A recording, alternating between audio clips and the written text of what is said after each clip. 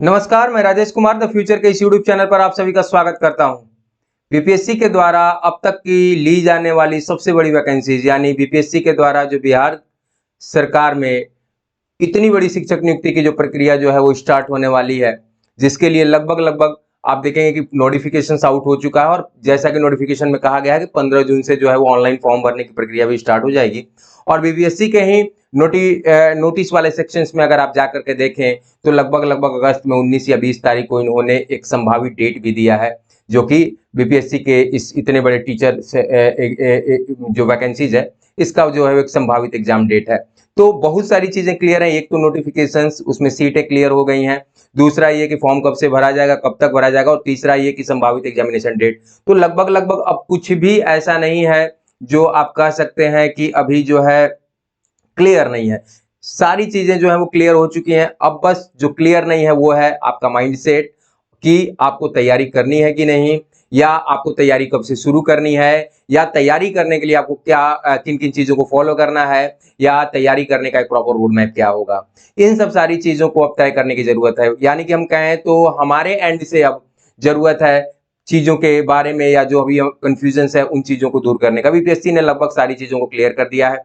Notification out हो गया है, डिफरेंट हर एक सब्जेक्ट की सीटें क्लियर हो गई हैं, एग्जामिनेशन डेट क्लियर हो गया है और एग्जामिनेशन फॉर्म भरने की तारीखें भी आ चुकी हैं। तो निश्चित तौर पर जो है जो क्लियर नहीं है वो सिर्फ और सिर्फ हमारी इच्छा शक्ति, हमारा डिसीजन, या आप कहें तो हमारा माइंडसेट, यानी कि अब हमारे एंड पे प्रॉब्लम्स हो सकती है। लेकिन बहरहाल इन चीजों को छोड़ते हैं और आज इस वीडियो में आप लोगों को सूचित करते हुए बहुत ही हर्ष हो रहा है मुझे कि आज से हम लोग बीपीएससी के द्वारा कंडक्ट की जाने वाली इस सबसे बड़ी वैकेंसीज में 11-12 में होने वाली कंप्यूटर टीचर की वैकेंसीज के लिए जो विद्यार्थी हैं उनके लिए प्रैक्टिस सेट का सेशन हम स्टार्ट कर रहे हैं। निश्चित तौर पर यह एक बहुत ही खुशी का विषय है हमारी टीम और आप सभी कैंडिडेट्स के लिए, और ये बहुत अच्छी अचीवमेंट्स होगी। याद रखिएगा, आपकी तैयारी कितनी शानदार है वो इस बात पे निर्भर करता है कि आप कितना बेहतर परफॉर्म कर रहे हैं प्रैक्टिस सेशंस के दौरान, प्रैक्टिस सेट के दौरान। बात समझ में आ रही है? तो प्रैक्टिस सेट एक तो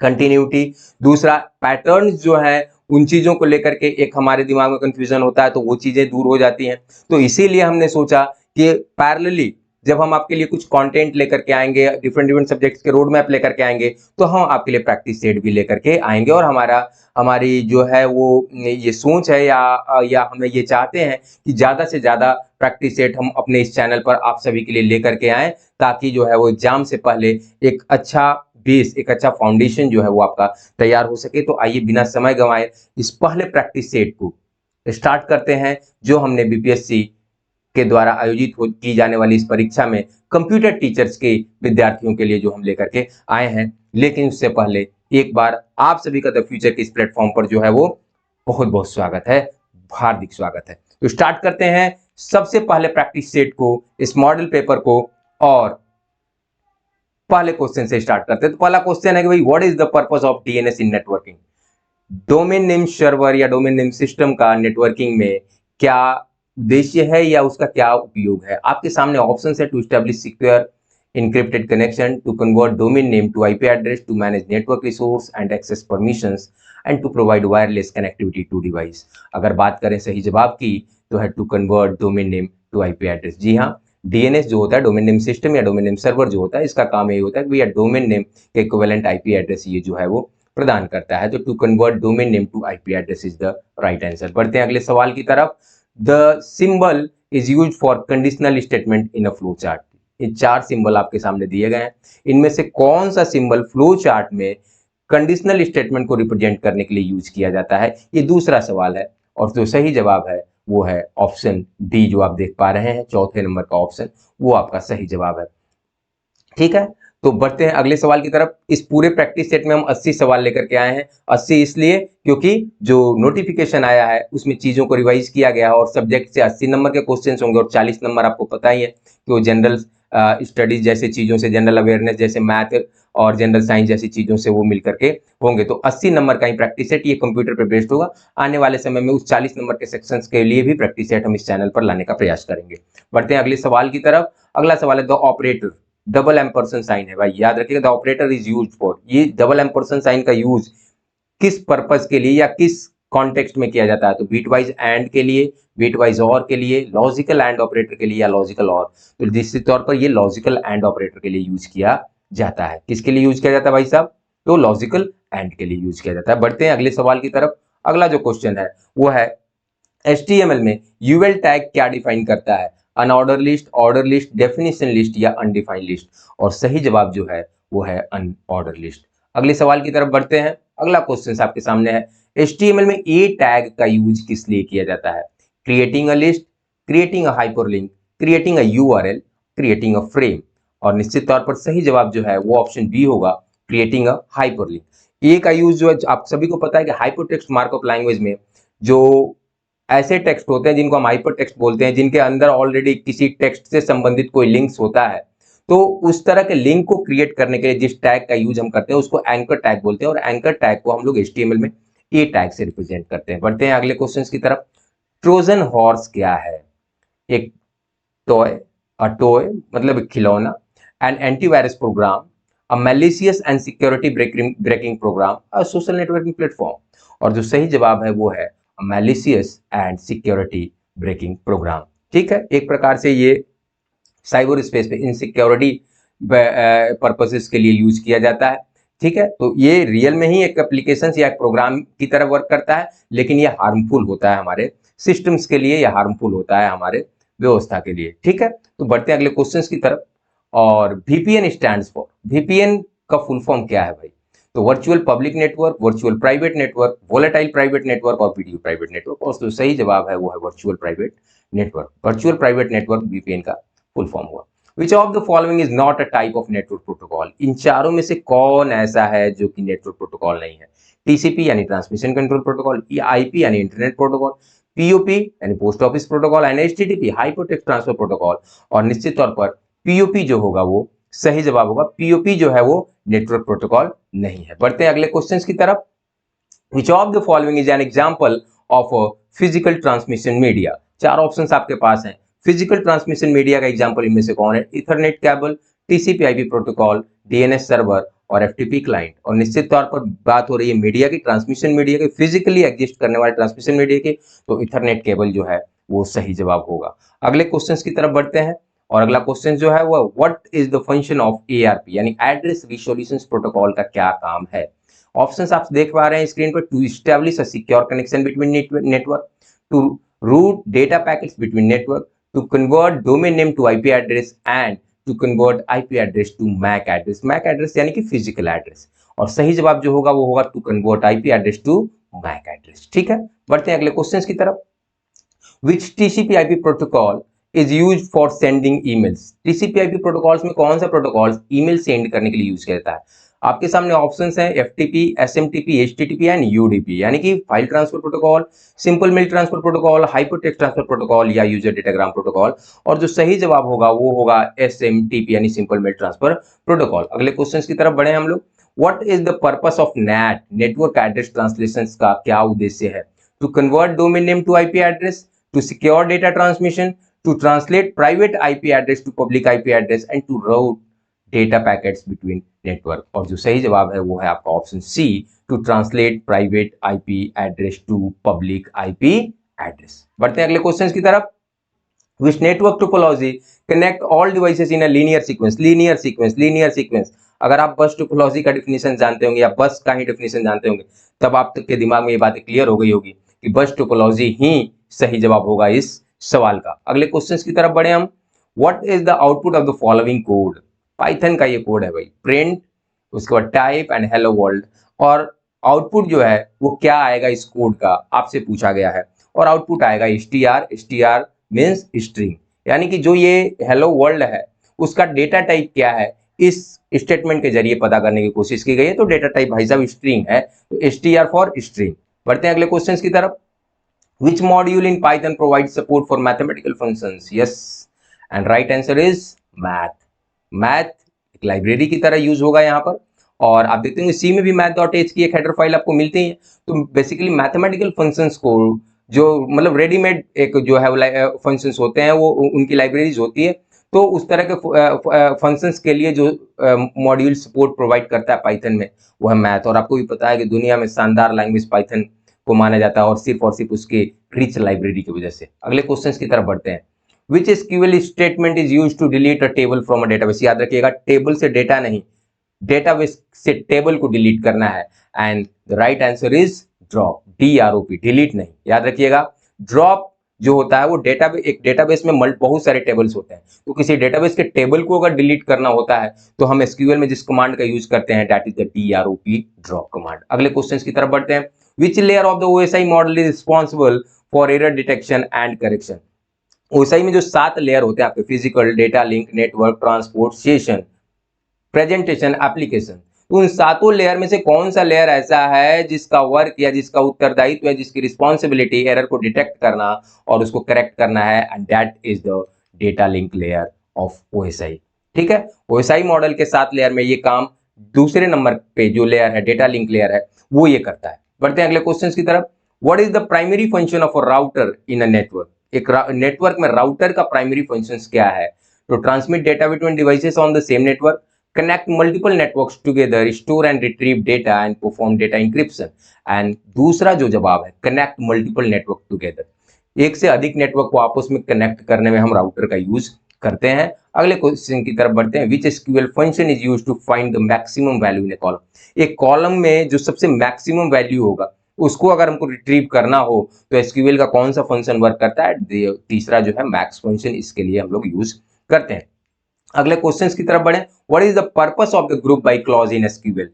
ग्रुप बाय का यूज एसक्यूएल में स्ट्रक्चर क्वेरी लैंग्वेज में क्यों किया जाता है? It filter the result set based on a condition, it sorts the result set in ascending order, it perform aggregate function on group data, it join multiple table together, and the right answer is C, it perform aggregate function on group data. बढ़ते हैं अगले question की तरफ। How do you check the length of a list in Python. एक Python में इस list की length क्या है उसको हम कैसे चेक करते हैं? तो आपके सामने 4 फंक्शंस हैं, इनमें से कौन सा फंक्शन सही होगा? तो फंक्शन बी यानी कि len जो है लेन फंक्शन का यूज करके हम किसी स्पेसिफिक जो है वो लिस्ट का लेंथ जो है वो पता कर सकते हैं। अगले क्वेश्चन की तरफ बढ़ते हैं।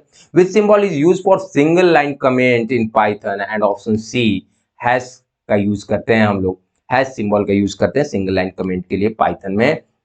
Which of the following is an example of a wireless communication technology?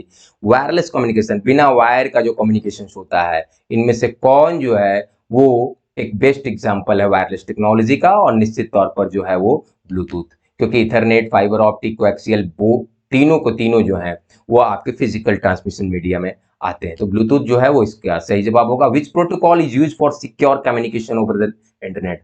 और आपने देखा होगा HTTP के साथ S लगा हुआ, एंड HTTPS मतलब hypertext transfer protocol secure. HTTPS जो है वो प्रोटोकॉल है जिसका यूज सिक्योर कम्युनिकेशंस के लिए किया जाता है इंटरनेट के ऊपर। आप बहुत सारी वेबसाइटों में से पहले HTTPS लगा हुआ देखते होंगे। Which device is used to connect multiple computer in a local area network? और निश्चित तौर पर इसका जवाब होगा स्विच। क्या होगा भाई साहब? स्विच इसका जवाब होगा। बढ़ते हैं अगले क्वेश्चन की तरफ। अगला question, what is the purpose of the primary की कांस्टेंट इन अ टेबल? किसी डेटाबेस के अंदर, किसी टेबल के अंदर प्राइमरी की का मेन पर्पस क्या है? क्या उस प्राइमरी की कांस्टेंट का जो है वो मेन उद्देश्य है? तो it enforce uniqueness of value in a column, it specify the foreign key relationship, it define a default value for a column, it sets an auto increment value for a column, and the right answer is A, it enforce uniqueness of a value. किसी table के अंदर अगर कोई column जो कि primary की तरफ behave कर रहा है, इसका मतलब ये हुआ कि किन्हीं 2 या 2 से अधिक रिकॉर्ड्स के लिए उस कॉलम में कोई वैल्यू एक नहीं हो सकती, यानी कि उस कॉलम के अंदर हर एक रिकॉर्ड के लिए एक यूनिक वैल्यू है। जैसे कि आप अगर बैंक में अकाउंट्स होल्डर्स के डिटेल्स के टेबल हैं तो उसमें अकाउंट नंबर, अगर देश में जो है वो आधार मतलब देश के सिटीजन से संबंधित कोई डेटा है तो जो है वो आधार नंबर, इलेक्शंस कमीशन के पास कोई डेटा है तो यूजर का वोटर आईडी वाला कॉलम जो है, तो ये सब जो है वो प्राइमरी की तरफ बिहेव करते हैं, यानी कि इन्हीं 2 रिकॉर्ड्स के लिए हम सेम वैल्यू शेयर नहीं कर सकते हैं। यूनिकनेस प्रदान करता है। Which data manipulation language DML statement is used to update existing record in a table? और जो सही जवाब है वो है UPDAT यानी अपडेट। बढ़ते हैं अगले क्वेश्चंस की तरफ। Which SQL keyword is used to sort the result set in descending order? और जो सही जवाब है वो है DESC। DESC जो है इसका हम लोग यूज करते हैं जो रिजल्ट हम मतलब जो डेटा सॉर्ट करते हैं उसको डिसेंडिंग ऑर्डर में जो है वो वो ये करने के लिए। बढ़ते हैं अगले सवाल की तरफ। Which is the purpose of the foreign key constant in a table. Primary key एक चीज है, फॉरेन की दूसरी चीज है। It specify the primary key of another table. याद रखिएगा, जब हम लोग इंटीग्रिटी रूल पढ़ते हैं तो उसमें एक शर्त होती है कि हर टेबल के पास एक प्राइमरी की होना चाहिए। दूसरी शर्त ये होती है कि किसी टेबल का फॉरेन की should be the primary key of another table. तो ये दो कांस्टेंट जो हम लोग प्राइमरी की में देखते हैं, सॉरी इंटीग्रिटी रूल्स में देखते हैं, उसमें दूसरे रूल्स में ही साफ साफ कहा गया है कि किसी टेबल का फॉरेन की जो होगा वो किसी दूसरे टेबल का प्राइमरी की होगा। तो it specify the primary key of another table, और ये सही जवाब होगा। बढ़ते हैं अगले क्वेश्चन की तरफ। Which symbol is use for the modulus operator in C. Modulus operator का यूज हम लोग रिमाइंडर कैलकुलेट करने के लिए करते हैं, और निश्चित तौर पर ऑप्शन सी यानी तीसरा ऑप्शन जिसमें हम परसेंटेज का साइन यूज करें, that is the modulus operator. C में मॉड्यूलस ऑपरेटर के रूप में इसी का यूज किया जाता है। अगले क्वेश्चन की तरफ बढ़ते हैं। What is the correct way to allocate memory dynamically in C. Dynamic तरीके से memory allocation, dynamic memory allocation, DMA का जो कॉन्सेप्ट है उसको हम लोग कैसे सी के अंदर जो है वो इंप्लीमेंट करते हैं, किस फंक्शंस के द्वारा। तो आपके सामने चार ऑप्शंस है, और मैलॉक फंक्शन जो है वो डायनेमिक मेमोरी एलोकेशन के लिए सी के अंदर यूज किया जाता है। इसके बाद अगले क्वेश्चन की तरफ। Which of the following is not a valid data type in C.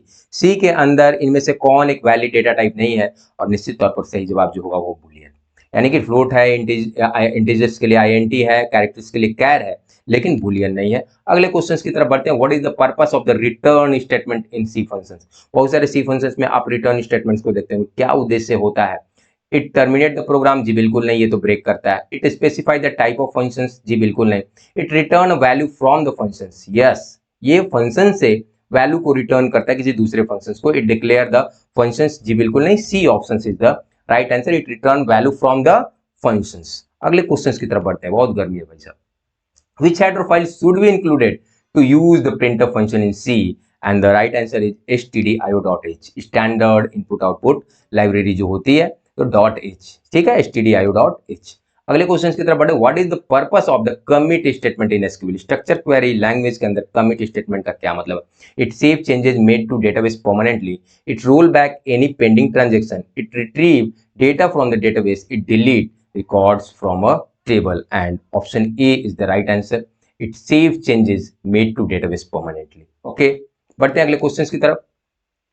What is the purpose of the distinct keyword in a select statement? SQL के अंदर जब select statement के साथ हम distinct keyword का इस्तेमाल करते हैं तो इसका क्या उद्देश्य होता है। It specify the column to retrieve from a table. It filter the result set based on a condition. It sort the result set in ascending order, and it eliminate duplicate value from the result set. And option D is the right answer. Distinct ये करता है कि एक column के अंदर अगर कुछ duplicates value भी हैं तो उनको जो है वो रिमूव करके और बिल्कुल जो है वो सिर्फ और सिर्फ यूनिक रिकॉर्ड्स को ही आपको प्रदान करता है। तो it eliminate the duplicate value, उनको छोड़ता है वो जो डुप्लीकेट्स होते हैं, ठीक है। इसके लिए हम लोग जो है वो डिस्टिंक्ट का यूज करते हैं जब हम सेलेक्ट कर रहे होते हैं डेटा को। Which SQL function is used to concatenate two or more strings together, and the right option is concat function. Okay, concat function। अगले क्वेश्चंस की तरफ बढ़े।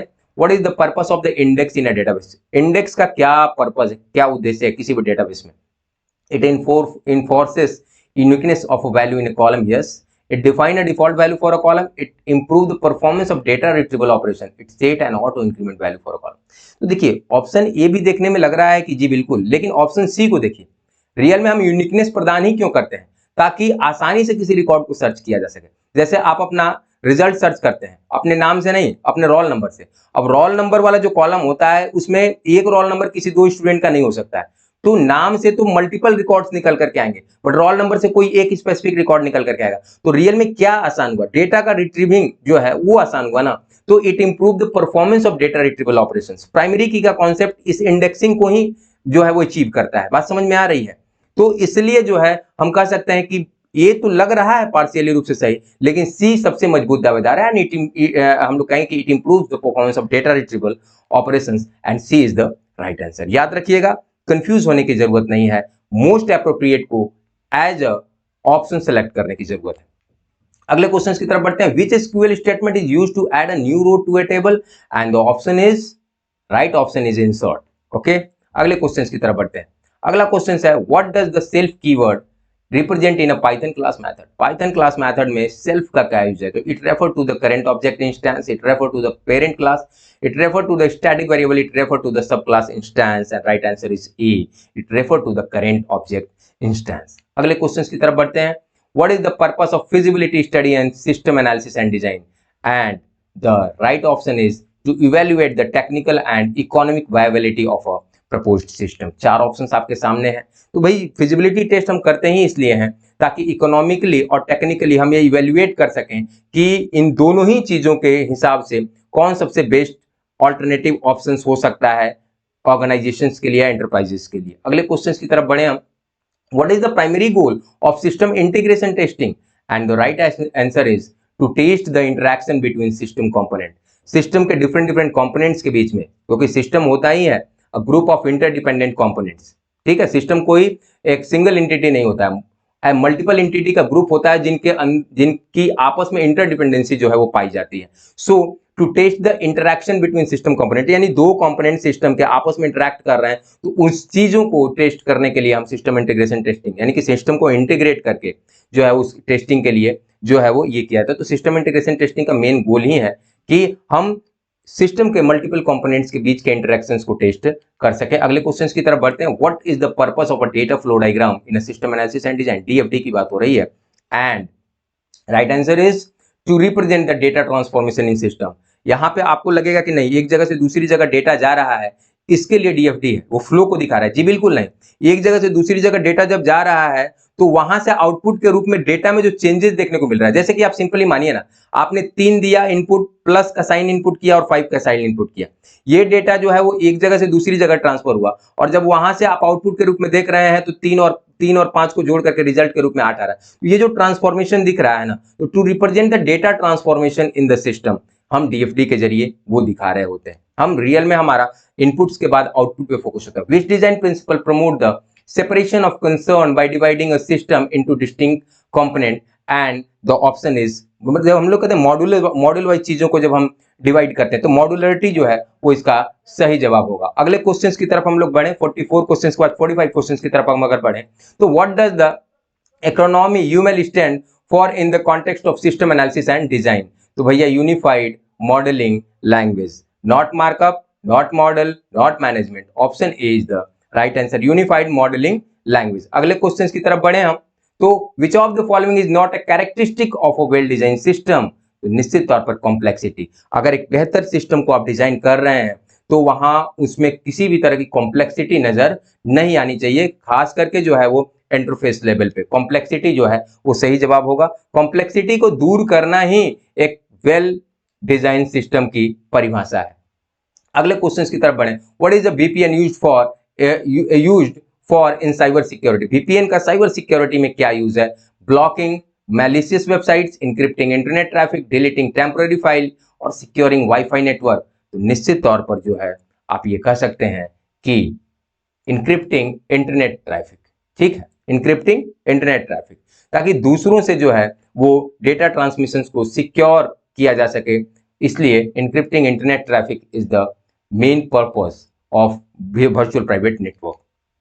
अगले क्वेश्चन की तरफ बढ़े तो what is the purpose of penetration test. Penetration test का मतलब क्या होता है, ताकि हमें पता चले कि लूपहोल्स हमें पता चलता है, ठीक है, हमें क्या पता चले कि लूपहोल्स की कहां से सिंधमारी की जा सकती है, ठीक है, तो इसलिए पेनिट्रेशन टेस्ट की जो है वो जरूरत होती है। तो जो सही जवाब आपका होगा वो होगा एक्सेसिंग सिस्टम वल्नरेबिलिटीज, मतलब कहां कहां लूपहोल्स हैं जहां से जो है वो अटैक किया जा सकता है, उन चीजों को, उस लूपहोल्स को जो है वो टेस्ट करने के लिए, ताकि उनको बंद किया जा सके, मतलब जो है वो पेनिट्रेशन टेस्ट किया जाता है। अगले क्वेश्चन की तरफ बढ़े। What is the main goal of DDoS attack and distributed network services, जो डिनाइल वाला होता है ना, जो डिनाइल सर्विसेज, मतलब जैसे कि आपको किसी सर्विस की जरूरत है और वहां से रिस्पॉन्स ही आ रहा है, डिनाई कर रहा है कि नहीं हम नहीं इसको, तो वही डीडीएस अटैक जो होता है वो डिस्टर्बिंग नेटवर्क सर्विसेज, जो इंटरनेट के ऊपर सर्विसेज होती हैं उनको डिस्टर्ब करने के लिए इस तरह के अटैक जो है वो फॉर्म किए जाते हैं।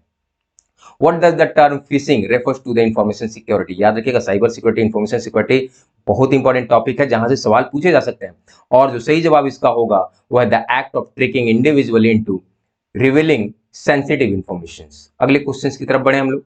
50 क्वेश्चन पूरे हो चुके हैं, 30 क्वेश्चन और बाकी है। What is the purpose of encryption in cyber security, and the right answer is to secure data transmission. आपने व्हाट्सएप के ऐड वाले वीडियो को देखा होगा, एंड टू एंड इंक्रिप्शन की बात वो करते हैं। तो इस इंक्रिप्शन मेथड के थ्रू डेटा को उस फॉर्म में कन्वर्ट कर दिया जाता है जो कि आप कह सकते हैं नॉन रीडेबल फॉर्म, या किसी थर्ड पार्टी के द्वारा अगर उसको एक्सेस किया जाए तो वो उसको समझ नहीं पाएगा कि उसमें क्या लिखा हुआ है। वो सिर्फ और सिर्फ जो है वो सोर्स और डेस्टिनेशन एंड पर ही पढ़ने लायक हो सकता है। तो इंक्रिप्टेड डेटा, इस टेक्नोलॉजी का यूज, या आप कहें तो इस फीचर्स का यूज किया जाता है साइबर सिक्योरिटीज के फील्ड में, या कहिए तो सिक्योर मैनर में डेटा को एक जगह से दूसरी जगह ट्रांसफर करने के। What is the purpose of firewall in network security? तो निश्चित तौर पर भाई साहब, to prevent unauthorized access we use firewall.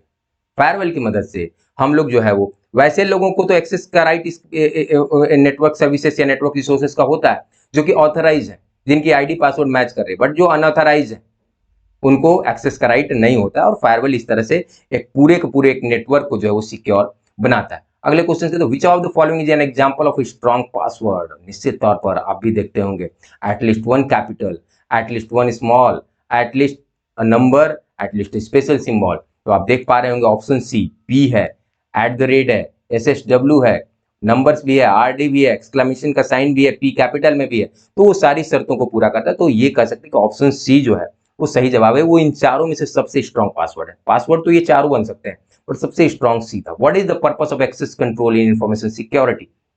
ठीक है, तो राइट ऑप्शन होगा कि to control and manage user privilege and permission. जैसे आप जीमेल जीमेल पे आपका अकाउंट है, आप जो सर्विसेज यूज करते हैं, या आप किसी और लेवल पे आप इन चीजों को देखिए जरा, जब आप इंटरनेट बैंकिंग में एज ए अकाउंट होल्डर आप सर्विसेज को यूज करते हैं, लेकिन उसी प्लेटफॉर्म पर कोई as a bank manager services को ये करता है, तो सबके अपने अपने प्रिविलेज और परमिशंस होते हैं।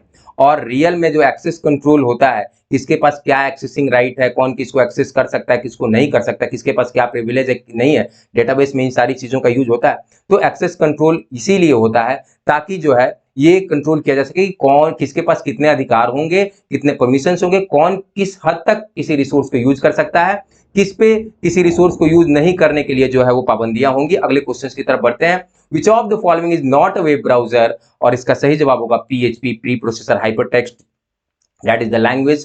क्रोम ब्राउजर है, फायरफॉक्स ब्राउजर है, सफारी भी ब्राउजर है मैक ओएस के लिए। बढ़ते हैं अगले क्वेश्चन की तरफ। What is the purpose of CSS in web design? CSS का क्या उद्देश्य है वेब डिजाइनिंग में? To structure and format the content. याद रखिएगा, जहां HTML कंटेंट क्रिएशंस के लिए यूज होता है, तो कंटेंट की फॉर्मेटिंग के लिए, कंटेंट की आप कहिए तो ड्रेसिंग के लिए, ठीक है, ड्रेसिंग के लिए जो है वो CSS का यूज करते हैं। तो ऑप्शन बी जो होगा वो सही जवाब होगा। अगले क्वेश्चन की तरफ बढ़ते हैं। What does CSS stand for? भाई CSS का फुल फॉर्म क्या है? तो क्रिएटिव स्टाइल शीट, बिल्कुल नहीं, कैस्केडिंग स्टाइल शीट इसका फुल फॉर्म है। तो ऑप्शन ए जो होगा वो सही जवाब होगा। अगले क्वेश्चन की तरफ बढ़ते हैं। Which of the following is a front end framework for web development? And AngularJS is the right answer. इसके अलावा भी बहुत सारे प्लेटफॉर्म्स हैं, तो AngularJS इन चारों में से जो है वो फ्रंट एंड वेब डेवलपमेंट्स के लिए एक फ्रेमवर्क के रूप में इस्तेमाल किया जाता है। जावास्क्रिप्ट का ही फ्रेमवर्क है। What is the purpose of the script tag in HTML? Script tag का क्या उद्देश्य है HTML में? तो भाई साहब, HTML में स्क्रिप्ट टैग का यूज जो है वो स्क्रिप्टिंग लैंग्वेज को डिफाइन करने के लिए। तो टू डिफाइन या to include JavaScript code, JavaScript ही नहीं, VB स्क्रिप्ट का भी कोड, कोई भी स्क्रिप्टिंग लैंग्वेज हो, उस स्क्रिप्टिंग लैंग्वेज को HTML के फाइल के साथ एसोसिएट करने के लिए हम लोग स्क्रिप्टिंग टैग का इस्तेमाल करते हैं। इसी स्क्रिप्टिंग टैग के अंदर हम उस स्क्रिप्टिंग लैंग्वेज को डिफाइन कर रहे होते हैं। अगले क्वेश्चन की तरफ बढ़ते हैं। What does the acronym SEO stand for? और निश्चित तौर पर search engine optimization. Digital marketing में इंटरेस्ट रखने वाले लोग, या आप देखते होंगे डिजिटल मार्केटिंग का लेसन देने वाले जो लोग होते हैं, वो सर्च इंजन ऑप्टिमाइजेशन की बात करते हैं। तो SEO stands for search engine optimization. Which of the following is a relational database management system? इनमें से कौन RDBMS है? DB पे मत जाइएगा भाई साहब, MySQL is the relational database management system, कोई सही जवाब है। अगले क्वेश्चन की तरफ बढ़ते हैं। Which tag is used to define an image in HTML? HTML में अगर कंटेंट लेवल पे बात करें तो इमेज इंसर्ट करने के लिए, इमेज डॉक्यूमेंट्स का हिस्सा बनाने के लिए किस टैग का इस्तेमाल किया जाता है? तो वो है IMG टैग, इमेज टैग नहीं, IMG टैग। अगले क्वेश्चन की तरफ हम बढ़े। विच technology is focus on the development of computer system that can mimic और सिमुलेट ह्यूमन थॉट्स प्रोसेस? भाई साहब, AI, आर्टिफिशियल इंटेलिजेंस। इंसानों की तरह सोचेंगे, या बनने वाले हैं या बन चुके हैं। आप देख पा रहे होंगे आर्टिफिशियल इंटेलिजेंस का कमाल, बिल्कुल आपकी तरह, हमारी तरह या हमसे कहीं भी और आपसे कहीं ज़्यादा बेहतर रिस्पॉन्स दे पा रहे हैं। अब उनका थॉट प्रोसेस बिल्कुल चेंज हो गया है। Artificial intelligence is the right answer. Which technology involved the connection of various physical devices to the internet, allowing them to communicate and exchange data? And the right answer is IoT, Internet of Things. अब हम internet के माध्यम से दो devices को, दो अलग अलग चीजों को, थिंग्स को आपस में कम्युनिकेट कर रहे हैं। आप देखते होंगे मोबाइल एप्लीकेशन से एसी को कंट्रोल करते हुए, स्मार्ट वॉच और मोबाइल की कनेक्टिविटी को। That is the best example of internet of things. बढ़ते हैं अगले क्वेश्चन की तरफ। Which technology enables the transfer of digital assets without the need for intermediaries such as bank? और ब्लॉकचेन टेक्नोलॉजी जो है वो एक बेहतर रोल प्ले कर रही है इस फील्ड में। तो ये जितने भी क्वेश्चन अभी आ रहे हैं आपके सामने, ये 2-3 इमर्जिंग टेक्नोलॉजी से हैं, एंड वो आपके पूरे मतलब कि इस बीपीएससी के द्वारा एग्जाम जो कंडक्ट कर जाए, एनसीईआरटी को देखें, एससीईआरटी को देखें या दूसरे अदर बोर्ड्स को देखें, तो इमर्जिंग टेक्नोलॉजी से सवाल आते हैं। इमर्जिंग टेक्नोलॉजी जो है वो इस पेपर के लिए बिल्कुल वही रोल प्ले करता है जो जीएस के पेपर में करंट अफेयर का होता है। इसलिए अगर आप ये सोच रहे हैं कि नहीं इसका क्या, इसका रोल इंपॉर्टेंट है, इससे क्वेश्चन ज्यादा, ये आपकी अवेयरनेस को चेक कर सकता है, ये आपकी क्यूरियोसिटी को चेक कर सकता है, ये आपके अपडेट अपग्रेड होने को टेस्ट कर सकता है। तो इमर्जिंग टेक्नोलॉजी को तो भाई साहब अवॉइड करना ही नहीं है। तो इमर्जिंग टेक्नोलॉजी से ये सवाल है। बढ़ते हैं अगले क्वेश्चन की तरफ। Which technology is based on the principle of quantum mechanism and has the potential to solve complex problems and faster than classical computer? And the option is right option is quantum computing. अगले question की तरफ बढ़ते हैं हम लोग।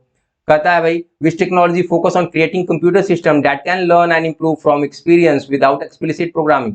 ऐसे computer system का development जो खुद से सीखे और अपने आप को अपने अनुभवों से इंप्रूव करे, उसको अलग किसी प्रोग्राम की जरूरत नहीं हो। यानी कि अब आप कहिए कि उसमें चेतना आ जाए, उसमें कॉन्शियसनेस आ जाए, जहां वो सिर्फ और सिर्फ ऑपरेट नहीं, अब वो दिमाग का प्रयोग करने लगे।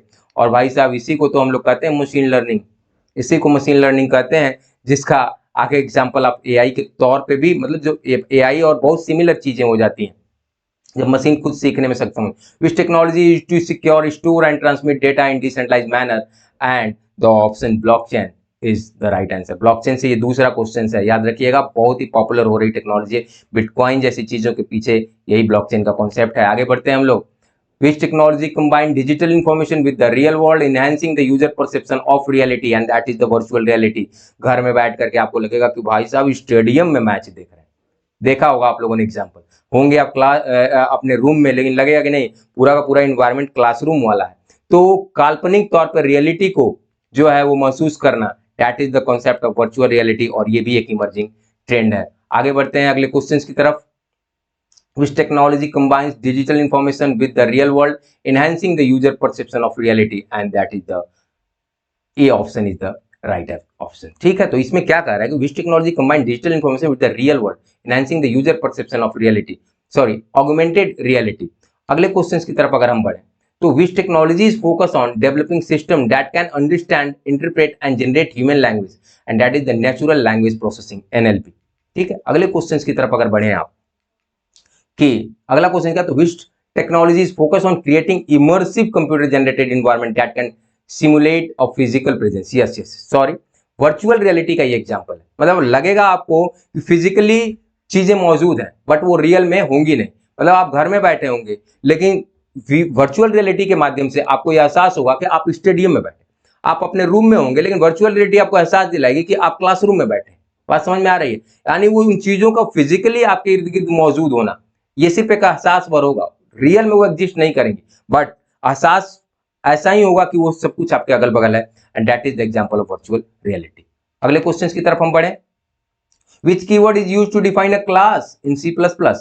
And class is the keyword, right answer is class. अगले क्वेश्चन की तरफ बढ़े हम, तो what is the purpose of the size of operator in C++? Not only C++, C के अंदर भी साइज ऑफ का क्या वर्क हो सकता है? तो to determine the size of a variable, variable के साइज को जो है वो पता करने के लिए हम जो है वो साइज ऑफ ऑपरेटर का यूज करते हैं। अगले क्वेश्चन की तरफ बढ़ते हैं। What does the CIN object in C++ do? Cin का क्या वर्क है? And the option read data from the console, जो कंसोल इनपुट आउटपुट ऑपरेशंस होता है, सी इन सी आउट उसी में से एक है, तो read data from the console. अगले क्वेश्चन की तरफ बढ़ते हैं, विच header file should be included work with input output operation in C++। जहां C के अंदर stdio.h हम लोग यूज करते हैं, C++ के अंदर iostream.h का यूज किया जाता है। अगले क्वेश्चन की तरफ हम लोग बढ़ते हैं, number 76, which is the what is the purpose of the new operator in C++।